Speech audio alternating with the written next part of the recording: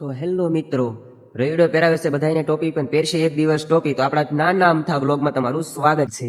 તો આપણે પહોંચી ગયા છીએ આપણા ખેતરમાં. તમે જોઈ શકો છો કે આપણું નાનું અમથું ખેતર છે, એમાં નાનો લીલો અમથો થોડો કપા છે. એ આપણે આજ જોવા આવ્યા છીએ, તો આપણે જોઈશું આપણે નાનો અમથો કપામાં.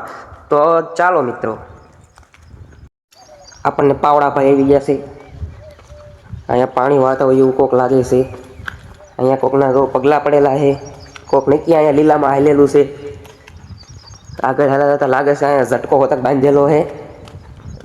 આ આપણી વાડીની વાડ છે. આગળ જતા હજી આપણે જોયું, મને લાગે છે અહીંયા પાણી વાળેલું છે. આપણા પગ જો કૂટવા મળ્યા છે. એમાં લાગે છે ગારો હોતક થઈ ગયો છે. કંઈક જોવા મળી રહ્યું છે કંઈક. આ માણસ ખાવાનું હોય કૂતરા ખાવાનું હોય, એની ખબર પડતી.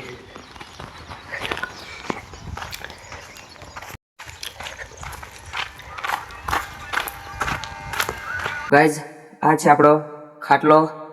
આ છે આપણી નાની અમથી વાડીની ઝૂંપડી. તમે જોઈ શકો છો. અહીંયાથી આપણે થોડાક આગળ આવીશું તો આ છે આપણો નાનો અમથો પંખો.